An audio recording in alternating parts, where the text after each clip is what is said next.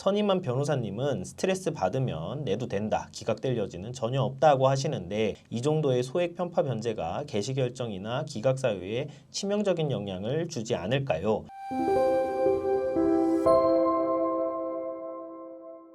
안녕하세요. 유익상 김은찬 변호사입니다. 댓글 읽어주는 시간 돌아왔고요. 오늘 또 하나하나 살펴보면서 답변 드리도록 하겠습니다. 개인회생 사건 진행 제대로 되고 있는지 불안하시다면 이렇게 체크해보세요 라는 영상을 촬영하셨는데 여기에 댓글이 달렸어요. 파이사랑님께서 감사합니다. 개시결정문까지 받았는데 변제계획서를 달랬는데 무응답인데 어떻게 해야 할까요? 아님 언제 변제계획안을 받아볼 수 있는 걸까요? 이렇게 질문 주셨어요. 이런 상황은 잘 이해는 안 가네요. 그죠? 솔직히 개시결정까지 받았는데 됐고 개시결정문도 전달은 받은 건데 변제계획안은 안 줬다라는 거잖아요. 사무실하고의 소통이 어느 정도 되고 계신지는 몰라서 제가 섣부르게 말씀드리긴 그렇지만 변제계획안은 사건을 접수할 때도 전달은 받아야 되는 거고 그렇죠. 그리고 보정 과정에서 변제금이 또 바뀌면 그 과정에서도 변제계획안을 전달 받으셨을 거고 그렇죠. 이게 안 되셨다라는 거는 일단은 사무실에 다시 한번 요청은 해보시는 게 일단 첫 번째일 것 같고 만약에 거절이라고 하면은 왜 거절했는지를 알면은 저희가 좋겠는데 무응답이라니까 다시 요청해 보시는 게 첫 번째일 것 같고 그 다음에 그럼에도 연락조차 안 된다 만약에 그렇다라고 하면은 적어도 개시결정문을 받으셨다면은 개시결정 안내 사항에 변제금 납부 계좌번호도 같이 적혀져 있을 겁니다. 나의 사건 검색에 들어가셔서 내 사건 번호와 이름을 치시고 거기에 이제 변제 현황 조회에 내 계좌번호를 적으시면 적어도 월 변제금과 기간에 대한 정보는 간략하게나마 확인이 가능하니까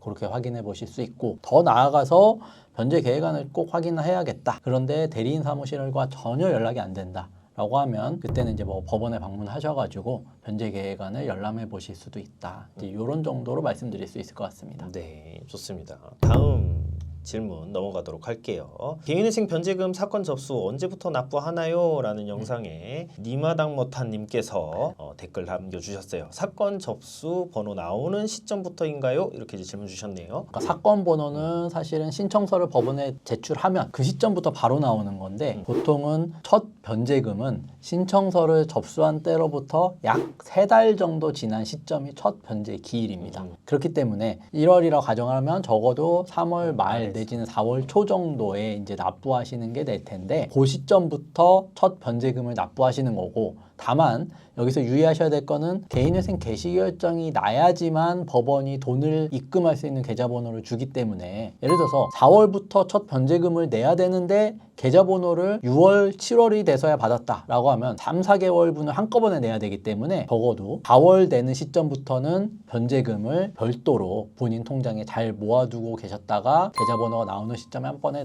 납부하셔야 된다라는 점을 알아두셔야 될 것 같습니다. 네, 좋습니다. 다음 댓글 넘어가도록 할게요. 개인회생 개시결정 후 절대 하면 안 되는 행동에 대한 영상에서 댓글 남겨주셨어요. 안녕하세요. 채널 잘 보고 있습니다.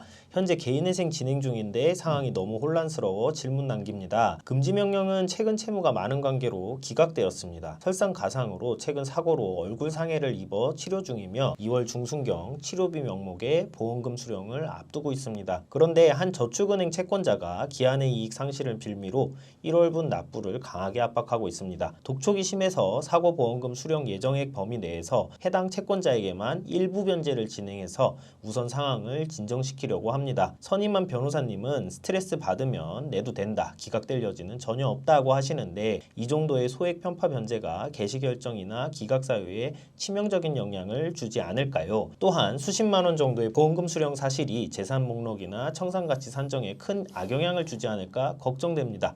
전문가님의 소중한 답변 주시면 정말 큰 힘이 되겠습니다. 감사합니다. 이렇게 댓글 달아주셨어요. 수십만 원 정도의 보험금 수령하셔서 수십만 원 정도를 이제 뭐 일부 변제하시겠다. 요 정도인 것 같은데 선임한 변호사님 말씀대로 스트레스가 너무 받으면 내도 된다. 이 변호사님 말씀대로 하셔도 크게 상관은 없는 상황입니다. 그러니까 기본적으로는 개인회생 진행하면서부터는 일체의 변제를 중단하도록 안내를 드리긴 하는데 지금처럼 뭐 도저히 독촉 추심이나 이 추심 압박에 못 견디신다라고 하면 해당 월에 대한 원리금 납부하시는 거 뭐 이런 정도는 정 어쩔 수 없으면 하셔도 된다 말씀드리기도 하거든요. 저희도. 그래서 뭐 이런 정도의 금액으로는 기각이라든지 뭐 편파변제로 치명적인 영향을 주지는 않습니다. 그러니까 편파변제에 해당하는 건 맞지만 맞죠? 사건 진행 자체에 큰 영향은 없기 때문에 이거는 너무 걱정하실 필요는 없다. 이렇게 말씀드릴 수 있을 것 같습니다. 네, 좋습니다. 다음 질문 넘어가 볼게요. 개인회생 지급명령 받은 후부터 월급 압류까지 걸리는 모든 과정 총정리 영상에서 댓글 남겨주셨는데 변호사님 안녕하세요. 혹시 이의 신청하는 2주 이내의 기간에도 가압류라는 것이 들어올 수도 있을까요? 그리고 2주는 지급명령서를 받자마자 바로 하는 게 나을까요? 아니면 시간 좀 늦춰서 2주 가까이 돼서 늦지 않게 제출하는 게 나을까요? 말씀 잘 들었습니다. 구독하고 갑니다. 이렇게 댓글 남겨주셨어요. 네, 아마 가압류, 압류 네. 이 부분을 조금 혼동하시는 것 같은데 가압류는 지급명령이나 판결문이 없더라도 들어올 수 있는 게 가압류입니다. 다만 가압류 같은 경우는 채권사에서 계좌나 월급을 가압류하기 위해서는 법원에 일정 금액을 공탁금 명목으로 맡겨야 되거든요. 근데 수많은 채무자들을 상대로 가압류를 하면 이 공탁금을 납부하는 것도 만만치 않기 때문에 그렇죠. 기본적으로 판결문이나 지급명령 정본이 없는 이상 금융권 채권사에서 가압류를 들어올 가능성은 높지 않다. 이렇게 말씀을 드렸고 다만 압류는 다르죠.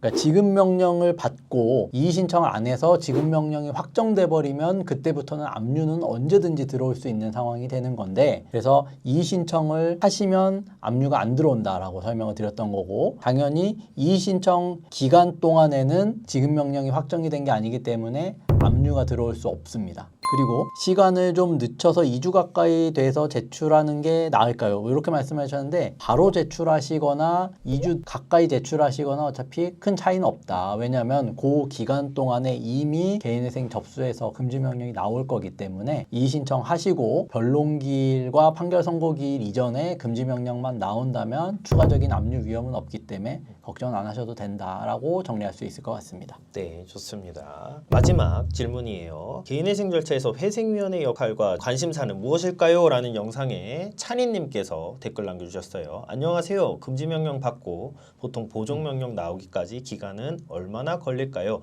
부산이고 자영업자입니다. 이렇게 댓글 남겨주셨네요. 부산 같은 경우도 뭐 금지명령과 1차 보정 권고는 사실 빨리 나오는 편입니다. 그러니까 접수를 하고 보통은 일주일 이내에 금지명령 나오는 게 대부분이고 간혹 늦어진다 하더라도 2주 이내에 금지명령은 보통 다 나오고 보정 권고도 금지명령 나오고서 바로 나옵니다. 아니면 간혹가다 몇몇 재판부들 같은 경우는 보정 권고를 먼저 내리고 금지명령을 내리는 경우도 있어요. 다만 저희가 이제 사건이 늘어지는 경우들이 많다 부산은 이제 그런 말씀을 드렸는데 이런 경우는 1차 보정 이후에 그에 대해서 2차 보정이 또 나와야 되는데 1차 보정과 2차 보정 사이의 텀은 2달, 3달 뭐 심지어는 6개월 이상 넘어가는 경우들도 있다 정도로 이제 참고하시면 될 것 같습니다. 오늘 준비한 댓글들 하나하나 살펴보면서 답변 드리는 시간 가져봤고요. 다음번에 또 댓글 잘 모아서 한 번에 친절하게 답변 드리는 시간 가져보도록 하겠습니다. 감사합니다.